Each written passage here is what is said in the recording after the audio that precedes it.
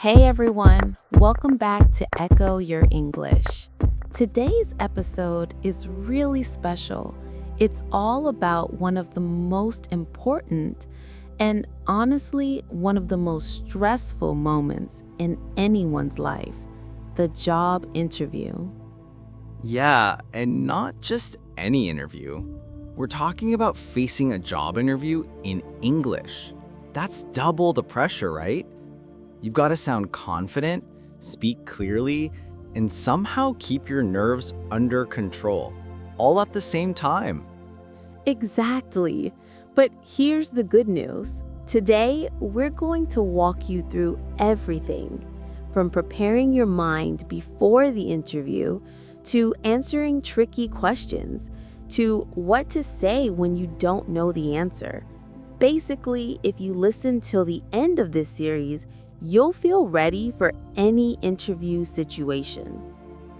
And the best part is, you'll learn it through natural English conversations. No boring textbook stuff, no lists to memorize, just real talk. So, let's start with what comes before the interview, your mindset. Because honestly, the interview doesn't begin when you walk into the room. It begins way earlier, in your head. That's so true. Most people think preparation means rehearsing answers, but real preparation starts with how you think. If you go in nervous, thinking, I'm not good enough, that energy shows. Yeah, and even your English feels different when you're tense. Your voice gets tight, you forget simple words, you might even start doubting yourself mid-sentence. I've seen that so many times. One of my students used to panic just before every interview. She'd say, "What if I forget a word? What if my accent sounds bad?" And I'd tell her, the interviewer isn't looking for a perfect accent. They're looking for someone who can connect, explain ideas, and stay calm.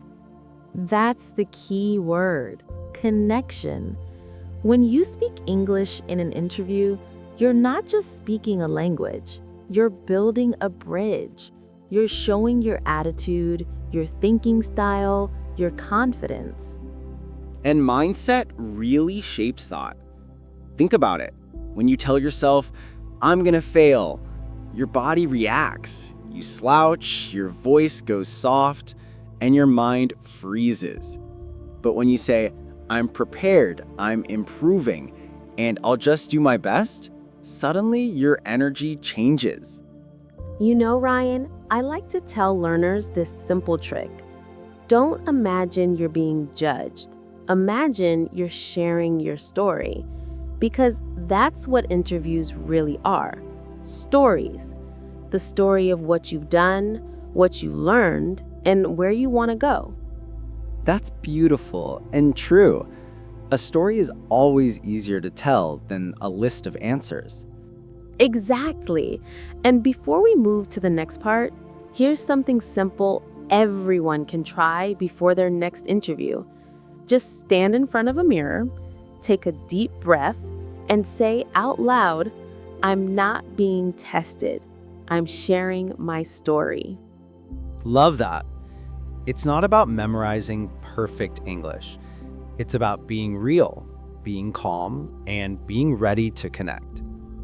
So, in the next part, we'll talk about the first thing the interviewer usually asks. Tell me about yourself, how to start naturally, what to say, and what to avoid. And of course, how to make that first impression count in clear, confident English. Stay with us. You're going to love this. So, let's start with the most common question, the one everyone knows is coming but still gets nervous about. Tell me about yourself. Oh, yes, the famous question that sounds simple but feels like a trap. People always ask me, Ryan, what exactly do they want me to say? Right. And the funny thing is, there's no single correct answer. What the interviewer really wants is to see how you talk about yourself, how you express your story in English, how confident you sound, and how naturally the conversation flows. Exactly. Most people make one of two mistakes. Either they give a super short answer, like, "My name is Rakesh. I'm from India. I completed my degree in 2020." And then they stop. Or they go to the other extreme and give their whole life story, right from childhood to today. Yeah, something like, "When I was 5, I wanted to be a pilot. Then I changed my mind," and by the time they finish, the interviewer has forgotten what the question was. True. So let's make it simple for everyone listening. The tell me about yourself question is your moment to guide the conversation. You get to set the tone. Think of it like your movie trailer, short, interesting, and focused on the best parts of your story. That's a great way to say it, your movie trailer. It should give a quick idea of who you are, what you've done, and what you're looking for next. So let's break it down into 3 parts. Who you are, basic introduction, what you've done, your background or experience, and what you want, your goal or interest in this job. Let's make it practical. I'll go first. Suppose I'm applying for a marketing job. I could say, "Sure, I'm Ryan Brooks. I've been working in digital marketing for the last 5 years, focusing mainly on social media campaigns and brand strategy. I really enjoy creative work that connects people with ideas. Recently, I've been looking for opportunities to work with more international clients, and that's what attracted me to this position." That's so natural. It's clear, positive, and short. Maybe 20 seconds? Right, and notice how I didn't try to sound perfect or use big words. I used simple, natural English that flows. And for someone with less experience, like a student or fresher, it's totally fine to focus on your education, your skills, or your attitude to learning. For example, "Hi, I'm Emily Carter.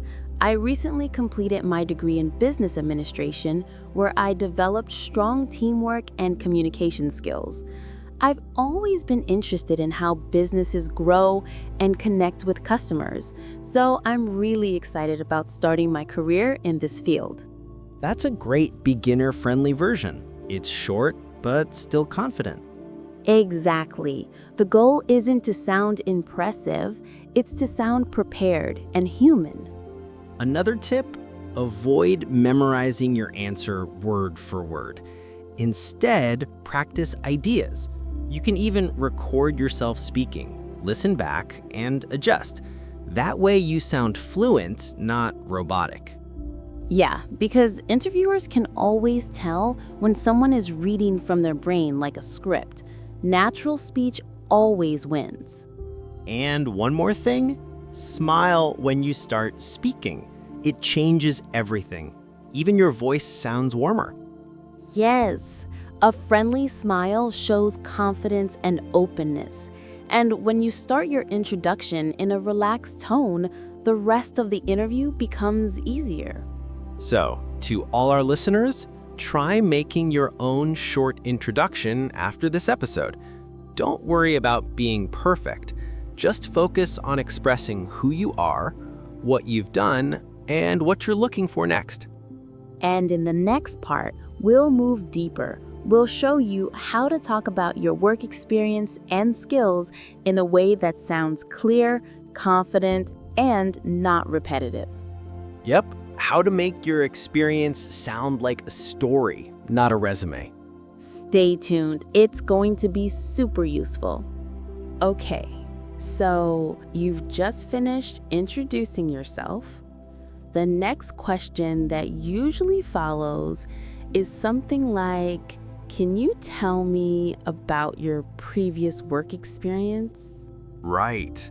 And this question is where most people either start repeating their resume or get stuck trying to remember details.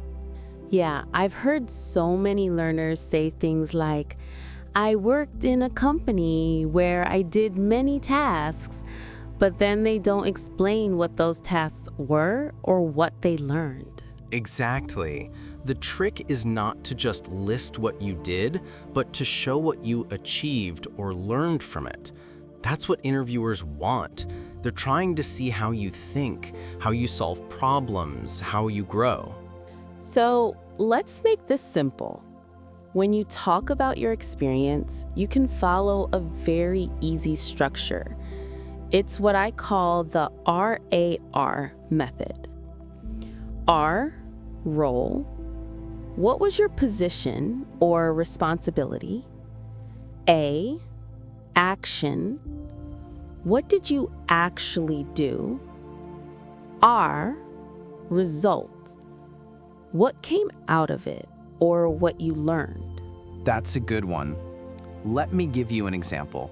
Suppose I worked as a customer support executive. I could say, I worked as a customer support executive for a software company. My main role was to handle customer queries and help them use our product effectively. I learned how to communicate with different types of people and solve problems under pressure. I also improved my English because most of our clients were international. That's a great answer. It's simple, clear, and it shows real experience, not just job titles. Yeah, and notice how I didn't use complicated words like liaising with stakeholders or enhancing customer experience. You don't need those heavy terms unless they're natural to you. Keep it real and easy to follow. Exactly. Interviewers care more about clarity than complexity. And if you've had multiple jobs, don't try to talk about every single one. Pick one or two that connect best to the job you're applying for. Right.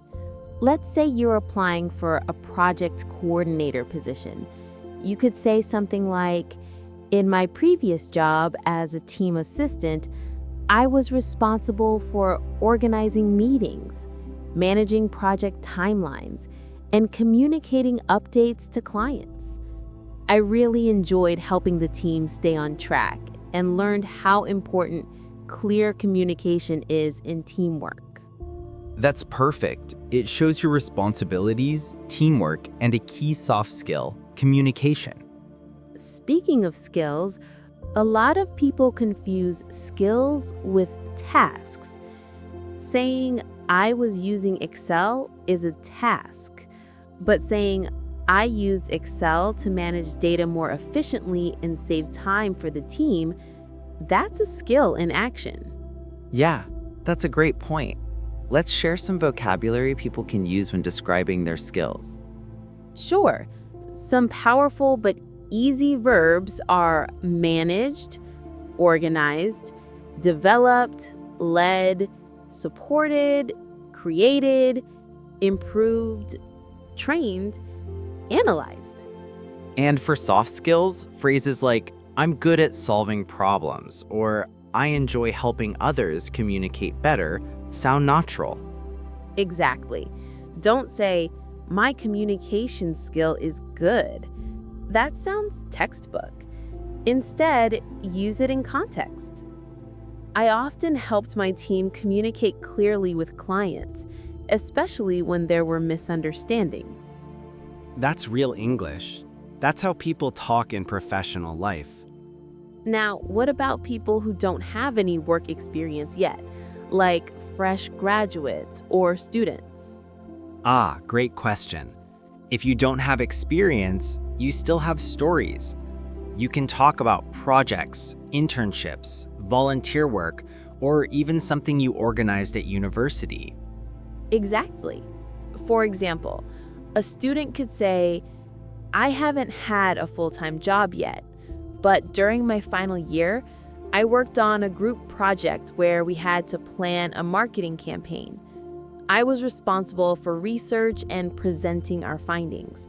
That experience taught me how to work in a team and speak confidently in front of people. Beautiful example. That answer shows responsibility, teamwork, and communication all in simple English. See, it's never about how many jobs you've had, it's about how much you've learned from what you've done. Totally agree. And remember, when you talk about experience, always connect it to the new job. Show how your past experience helps you fit into this new role. Right. Like saying, that's why I'm excited about this role, because it allows me to use the same skills in a larger, more creative environment. Exactly. That line is gold. Okay, before we move on, let's just remind everyone, your story doesn't have to be perfect English. It just has to sound honest and real. Yep, you're not giving a speech, you're having a conversation. And in the next part, we'll talk about something everyone struggles with, how to talk about your strengths and weaknesses naturally. Oh yeah, the most loved and feared part of every interview. True. So stay with us. It's going to get even more interesting. All right, Ryan. Now it's time for one of those questions that makes almost everyone feel awkward. What are your strengths and weaknesses? Oh, yes. The classic question where people either try too hard to sound perfect or end up saying something that hurts their chances. Exactly. I've heard so many people answer like, my biggest weakness is that I work too hard, or I am a perfectionist.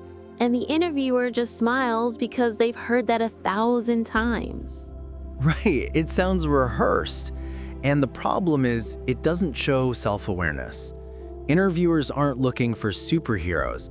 They're looking for people who can reflect on themselves and keep improving. That's so true. So let's break this down. First, let's talk about strengths, how to express them naturally. Yeah, let's do that. When you talk about your strengths, it's important to show, not tell. Don't just say, I'm good at teamwork. Instead, give a small example that makes it real. Exactly. You could say something like, I enjoy working in a team and making sure everyone's ideas are heard. In my last project, I often helped the team stay organized and positive when deadlines were tight. Perfect. That's so much better than just listing traits. It shows behavior, what you actually do. Another great strength to talk about is adaptability. Interviewers love to hear that. You could say, I adapt quickly to new situations. When our company changed software last year, I learned the new system early and helped train others. That's a beautiful example. Short, clear, and it shows both skill and attitude. So when preparing your strengths, just pick 2 or 3. Think of real examples from your work, studies, or even personal life that show those strengths in action. Yeah, you don't need 10. 2 or 3 good ones are enough if they sound genuine. And now comes the scary part. Weaknesses. Ah, yes. The moment when everyone suddenly forgets English. Exactly. But honestly, this question isn't there to trap you. The interviewer just wants to know if you're aware of your limitations and what you're doing to improve. Yeah, it's not about confessing your biggest flaw. It's about showing that you learn from your challenges. So, instead of saying something dramatic like, I'm not confident at all, you can be honest, but solution-focused. For example, I used to feel nervous about speaking in meetings, but I've been practicing by taking part in small discussions, and now I feel much more confident. That's perfect. You're admitting something real, but you're also showing growth.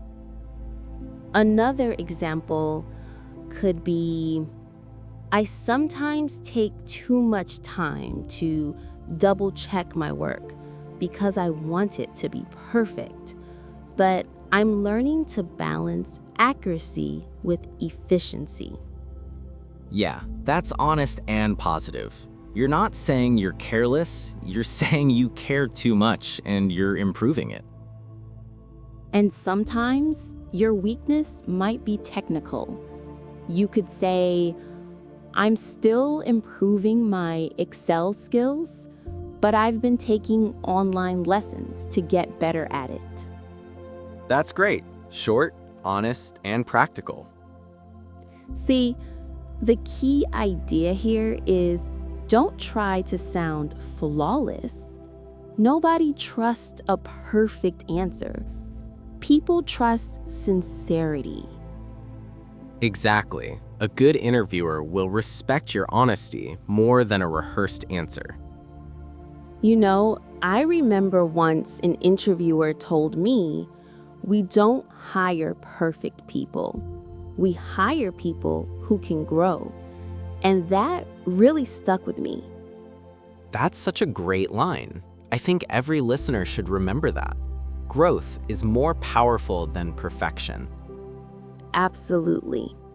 So, to everyone listening, when you talk about your strengths and weaknesses, imagine you're talking to a friend you respect. You'd be honest, but calm. Confident, but humble. That's the tone you want in an interview. Warm, real, and positive.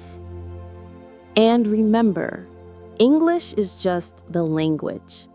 It's your story that makes the answer meaningful. Perfectly said. Okay, in the next part, we're going to look at something really interesting. The most common interview questions and how to answer them naturally, step by step. Yeah, from why do you want to work here to where do you see yourself in 5 years, and even why did you leave your last job? We'll break them all down in real English.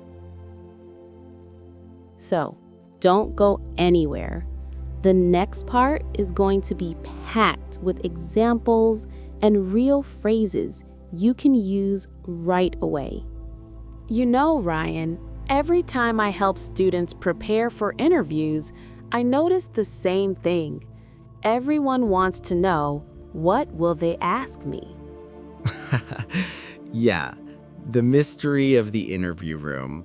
But honestly, 80% of interview questions are pretty predictable. It's not about surprise, it's about how you respond naturally. Exactly. Most companies ask similar questions to understand your motivation, your goals, and your attitude. So, if you understand the meaning behind the question, you can answer any of them calmly. Let's start with one of the most common. Why do you want to work here? It sounds simple, but it's actually testing whether you've done your homework. Yeah. It's not just about the company, it's about your connection to it. Many people give robotic answers like, because this is a good company and I want to improve my skills. It's polite, but forgettable. True. A better approach is to be specific.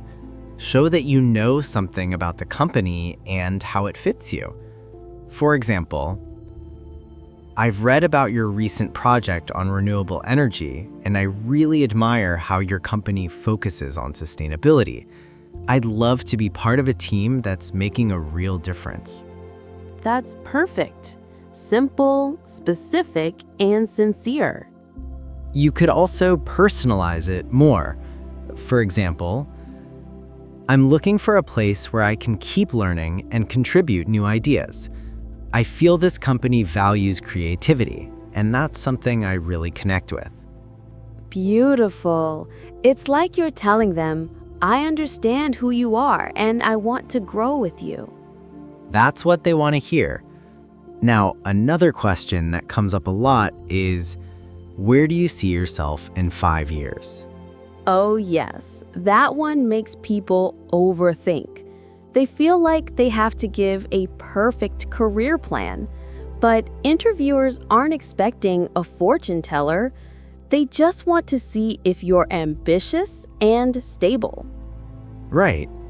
You could say something simple like, in 5 years, I see myself growing in this field, taking on more responsibilities, and becoming someone others can rely on. I'm excited to keep learning and contributing. That's calm, confident, and realistic. Not too big, not too small. Yeah, it shows direction without sounding like you're trying to steal the CEO's job. Exactly. Okay, let's move to another big one. Why did you leave your last job? This one's dangerous if you're not careful. The rule is simple. Never talk badly about your previous employer, even if it was a bad experience. Yes. Instead, keep it positive and future-focused. For example, I learned a lot from my last job, but I'm ready for new challenges and more opportunities to grow. Or, I really enjoyed my role, but I wanted to explore a different environment that fits my current goals. That's great. You're not blaming anyone. You're showing maturity. You can also add what you learned there so it doesn't sound like you just ran away. Something like, I developed strong client communication skills in my last job, and I'd love to use them in a more global setting. That's perfect. Always connect the past to the future. Now, here's another one. What makes you a good fit for this position? This one's your chance to summarize everything you've said, experience, skills, and attitude, but in a focused way. You could say, I believe I'm a good fit because I have both the technical skills and the communication style this role needs. I enjoy solving problems and collaborating with others, and I'm excited to bring that energy here. That's spot on. Confident but not arrogant. You can even make it more personal. Like, I've always loved working in creative environments, and this role seems to combine creativity with real responsibility. That really motivates me. That's how you make your answer feel alive. Okay, now comes a question that can make people nervous. Describe a challenge you faced at work and how you handled it. Yeah, the challenge question. The key here is not to tell a dramatic story, but to show calm problem solving.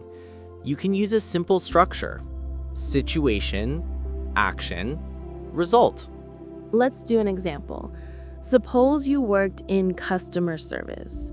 You could say, once a customer wasn't happy with a delay in delivery. I listened carefully, apologized for the inconvenience, and arranged a faster replacement.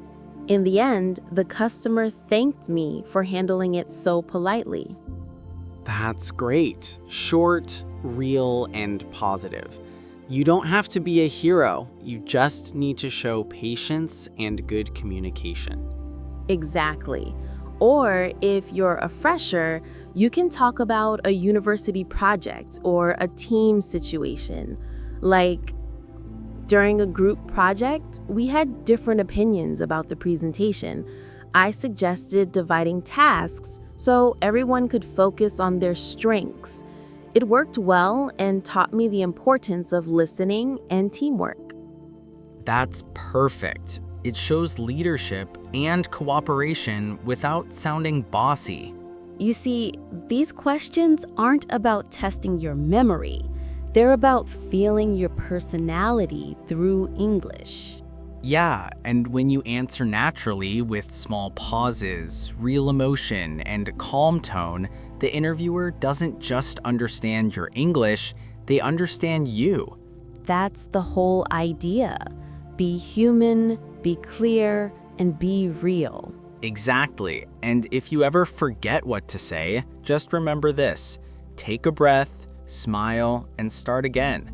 The best answers are the ones that sound like you. Perfectly said.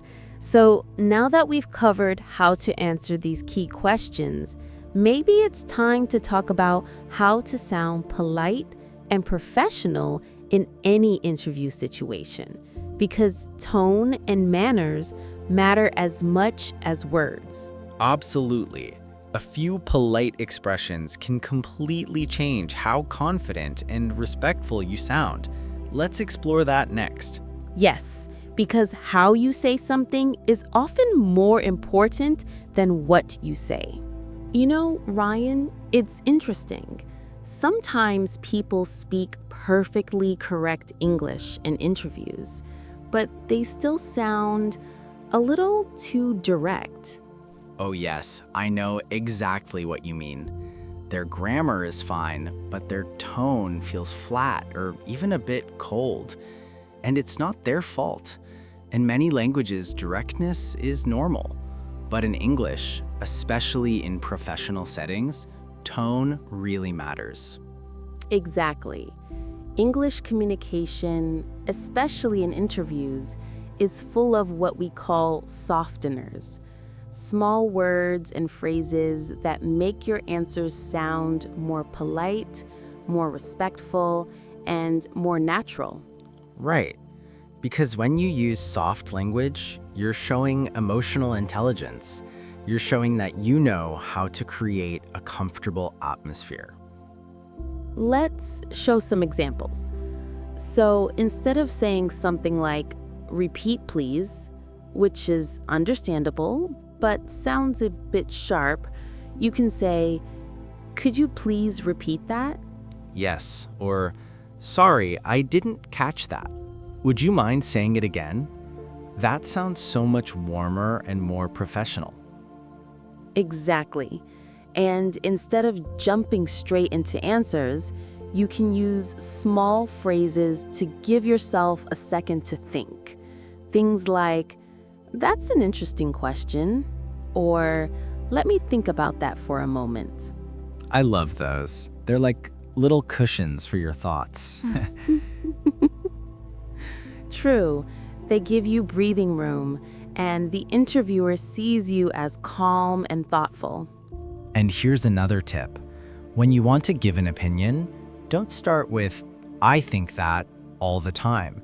You can say, "From my experience," "in my view," or "I'd say that." These sound softer and more natural. Yeah, and you can use words like maybe, perhaps, I believe, I suppose. These little words make your English sound more human and polite. Exactly. For example, instead of "that's wrong," say, "I'm not sure I completely agree with that." Same meaning, but completely different feeling. Oh, that's such an important skill. How to disagree politely. Let's show another example. Suppose the interviewer says something like, "So you don't have any leadership experience?" You could respond, "Well, I haven't had an official leadership position yet, but I've often helped coordinate teamwork and support others, so I've definitely built leadership habits." That's great. You're not saying no, you're showing potential. Exactly. You're reframing the question politely. And small details like thank you and please, they go a long way. For instance, at the end of your answer, you can say, "I hope that answers your question," or "Thanks for asking that. It's something I really enjoy talking about." Yes, that sounds warm and confident. And it also shows the interviewer that you're comfortable in the conversation. Another one, tone of voice. I've noticed some learners speak very flatly when nervous, but if you just smile slightly as you talk, your tone naturally sounds kinder and more open. That's so true. The interviewer can hear your smile even if they can't see it.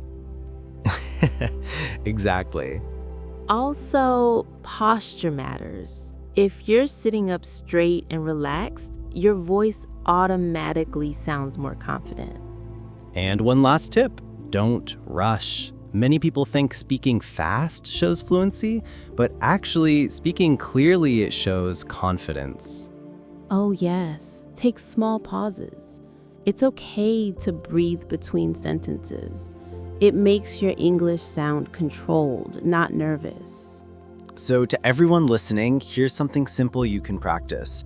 Record yourself answering a question, then listen and ask, do I sound polite and confident? If not, just add one or two of those soft expressions we talked about.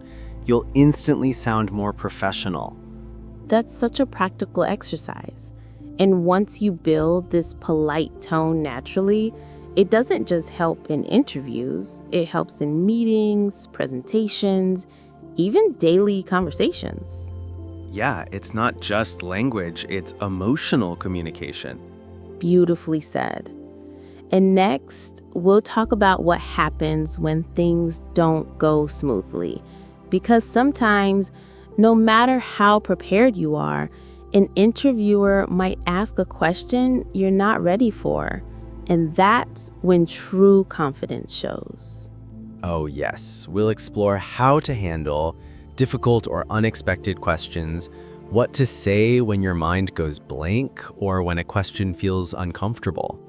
That's going to be really helpful because everyone faces that moment sooner or later. Definitely. And when it happens, staying calm and polite makes all the difference. Let's dive into that next. How to turn difficult questions into opportunities to shine. You know, Ryan, this is the part of the interview that really shows someone's inner calm. Those unexpected questions that just come out of nowhere. Oh yeah, the ones that make your brain suddenly go blank. Like you're ready for everything, and then the interviewer says something completely different. Exactly. And you can almost hear your confidence dropping. But the truth is, everyone gets at least one question they don't expect. It's completely normal. Totally. The difference between a confident candidate and a nervous one isn't that the confident person knows everything. It's that they know how to stay calm when they don't know something. Yes, that's the real skill. And honestly, interviewers don't expect you to have all the answers. They're testing how you think under pressure, how you respond when you don't have a ready script. So let's take a few examples. Imagine the interviewer suddenly asks, "What's your biggest failure?" That's a tough one, right? Oh, yes. Most people freeze, or they try to say something like, "I've never failed," but that sounds unrealistic. Everyone fails at something. Exactly. The best way to answer is to show that you learned from the experience. Something like, well, early in my career, I once missed a project deadline because I tried to handle everything by myself. It taught me the importance of teamwork and asking for help when needed. Since then, I've become much better at communicating and planning. That's perfect. You're showing growth. The interviewer sees that you're honest, responsible, and self-aware. Another tricky one is, why should we hire you over other candidates? That question sounds competitive, but really it's just asking, what value will you bring to us? Yes, and the best way to answer is to be confident but humble. For example, I believe my mix of technical knowledge and communication skills makes me a strong fit for this position. I'm always eager to learn from others and take initiative, so I think I could contribute positively to the team. That's a really balanced answer. Confident, but not arrogant. And you can personalize it too. Like, I may not know everything yet, but I'm quick to learn and I genuinely care about doing great work. That's a line that always sounds honest. Totally, because it shows you have the right attitude, and that's more valuable than perfect answers. Another situation that makes people nervous is when the interviewer asks something technical or specific and you just don't know the answer. Oh yes, the I have no idea moment. That's where your reaction matters more than your knowledge. Right. You don't need to panic or make something up. You can say politely, "That's a really interesting question. I haven't come across that specific situation before, but I'd be happy to learn more about it." Yes, that's calm, respectful, and smart. You're not saying, "I don't know." You're saying, "I'm ready to learn." Exactly. And sometimes you can also connect it to what you do know. I haven't used that exact software, but I've worked with a similar one, so I think I could adapt quickly. That's a great one. It keeps the conversation moving forward instead of getting stuck on what you don't know. You can also use tone to help yourself. Instead of sounding nervous, keep your voice steady and open. A simple smile while saying, "That's a good question," gives you 2 seconds to think and keeps you calm. That's such a practical trick, and it really works. Now, sometimes the difficult question isn't about knowledge. It's personal. Something like, "Why is there a gap in your resume?" Or, "Why did you change careers?" Ah, yes, those. They can feel uncomfortable. But again, honesty with confidence is the best path. You can say, "I took a short break to focus on personal development and family responsibilities, but during that time, I kept learning and improving my skills. Now, I'm excited to return to work with a fresh perspective." That's beautiful. It's direct, but positive. You're owning your story instead of hiding it. Exactly. The moment you show ownership, the interviewer relaxes too. So, the golden rule for any difficult question: stay calm, stay polite, and stay honest. You don't need to be perfect, you just need to sound real. And you'll be surprised. Sometimes your most nervous answers become your most memorable ones because they show your humanity. Yes, absolutely. The best interviews are not perfect performances. They're honest conversations. Couldn't agree more. Now, once you've answered all their questions, there's one final moment that really leaves an impression. When the interviewer says, "Do you have any questions for us?" Oh yeah, the final question that people often forget to prepare for, and it's actually your chance to shine even more. Exactly. It's not just polite to ask a question, it's professional. It shows you care about where you're going. Let's talk about that next. What to say, what not to say, and how to end the interview with confidence. Perfect. That's such an important step. So you've made it through the main questions. You stayed calm, you've shown your skills and experience, and then comes that final moment. Do you have any questions for us? Yeah, and this is where a lot of people panic. They just say, "No, everything is clear," because they're relieved it's almost over. True, but that's actually a small mistake. That last question isn't just a formality. It's your final chance to leave a positive impression. Exactly. When the interviewer asks if you have questions, they're not just being polite. They're checking if you're genuinely interested in the role. Right. It shows whether you've thought about their company, not just your own answers. So saying, "No, I'm fine," can sound like you didn't really care enough to be curious. Instead, a smart candidate uses this moment to show enthusiasm and professionalism. Absolutely. Let's go through a few examples of what you can ask, depending on the situation. Okay, here's a classic one that always works. Could you tell me more about the team I'd be working with? Perfect. Short, polite, and it shows teamwork interest. You can also ask, what does a normal day look like in this position? That's such a good one. It shows that you're already imagining yourself in the role. Another one is, how do you usually measure success in this role? Oh, I love that. It makes you sound serious and focused on results.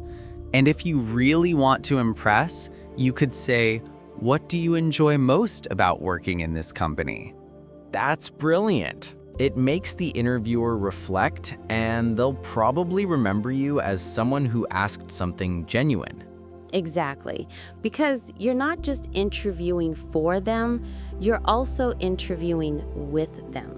It's a two-way conversation. That's such a great mindset. And here's another one that works well at the end. What are the next steps in the hiring process?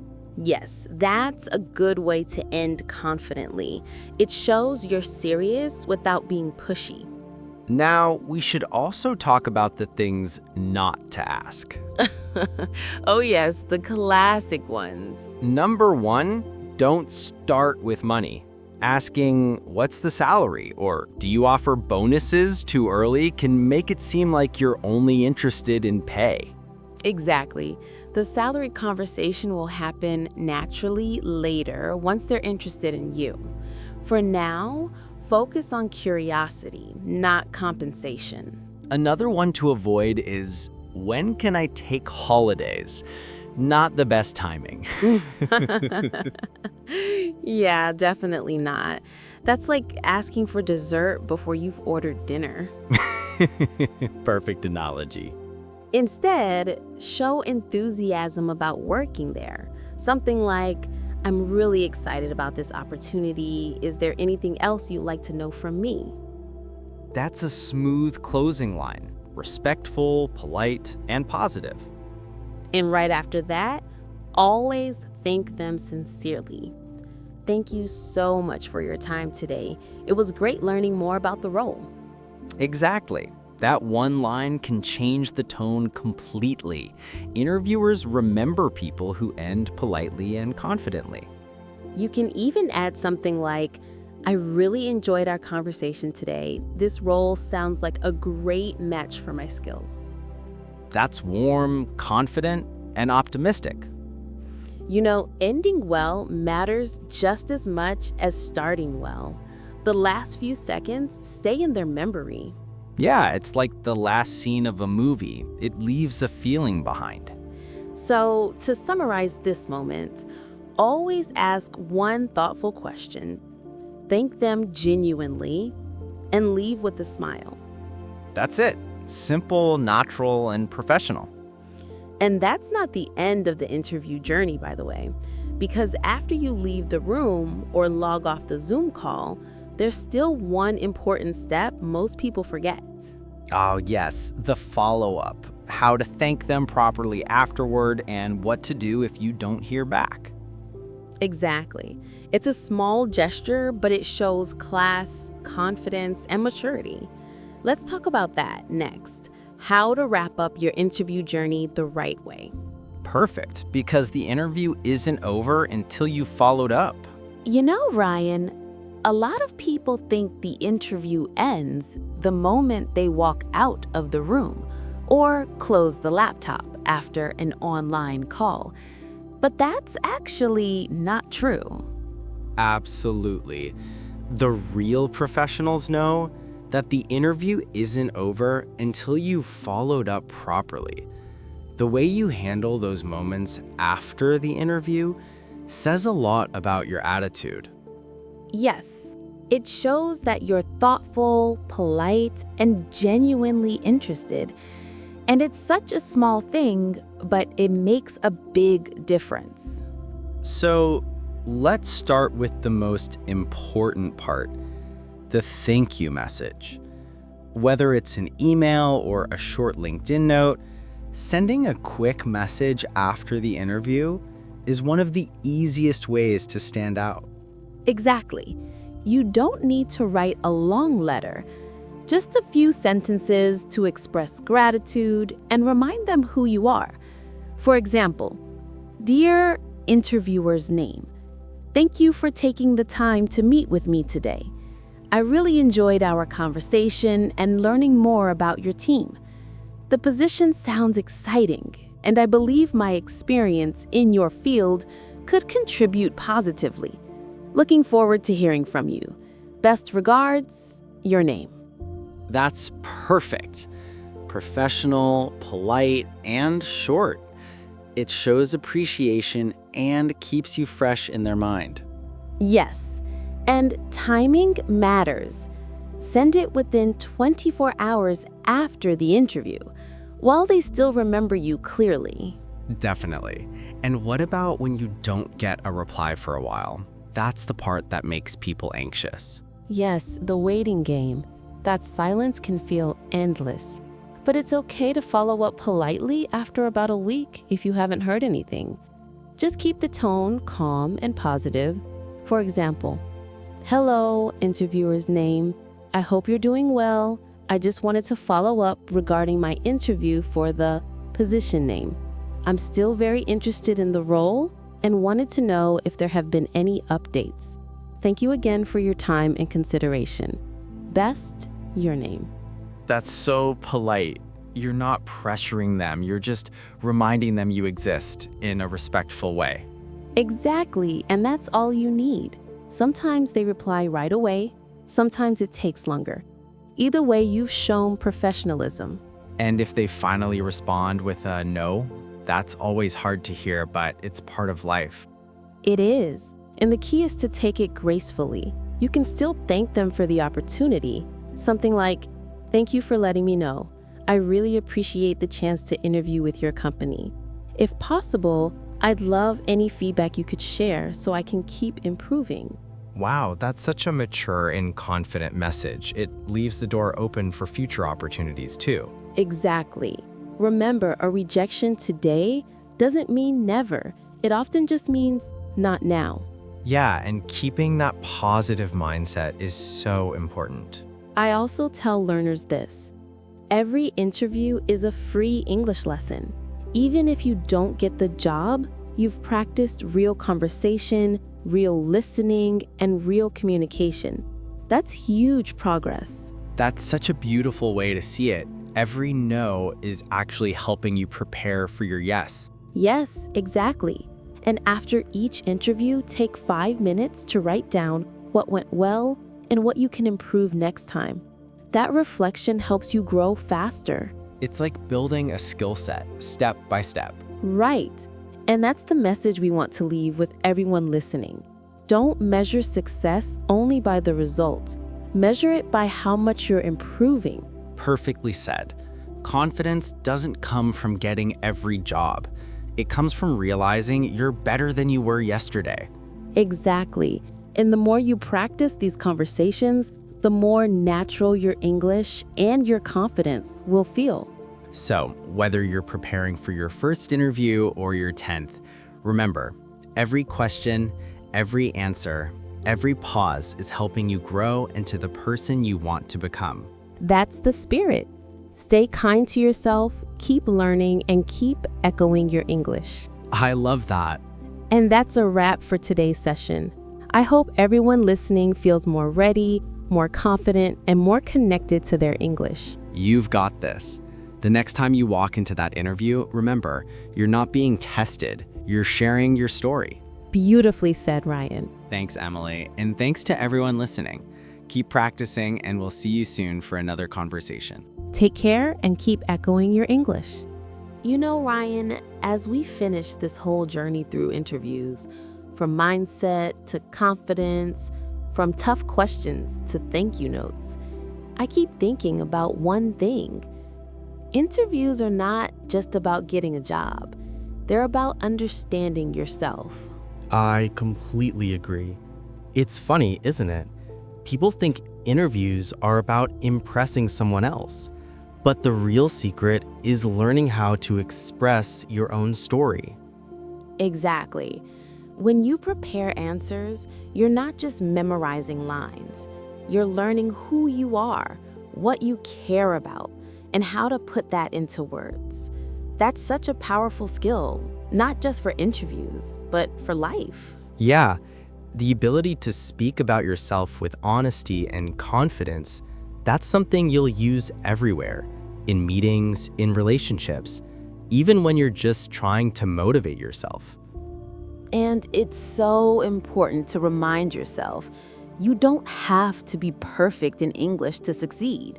You just have to be clear, calm, and real. Right. We've said this many times, but I want to say it again. Confidence is not the absence of fear. It's the ability to keep going despite fear. I love that. You can shake a little, your voice can tremble, you can forget a word, and you can still be confident. Because confidence isn't how you sound, it's how you handle the moment. Exactly. And when you remember that, even interviews start to feel less like tests and more like conversations. You know, when people say, I'm scared of interviews, what they really mean is, I'm scared of judgment. But if you change the mindset, if you think of it as, I'm here to share my journey, everything feels lighter. Yes, the pressure disappears when you realize you're not there to prove you're perfect, but to show that you're growing. That's it. And learning English is the same. It's not about perfection. It's about progress. Every time you speak, even if it's not flawless, you're improving your connection with the world. I wish every learner could see that, because once you stop chasing perfection, your English becomes natural. It flows. And that's what Echo Your English is really about. Learning by living it, not by fearing it. Yeah, just like an echo. You hear, you repeat, you grow stronger each time. Beautifully said. So if you're listening right now, maybe nervous about your next interview or unsure about your English, take a deep breath. You're doing better than you think. Absolutely. You've already taken the hardest step, deciding to learn, to show up, and to try again. That's where real confidence begins. And one day, you'll look back and realize that the interview you were once terrified of was actually the moment you discovered your own voice. And that voice, your voice, is your greatest skill.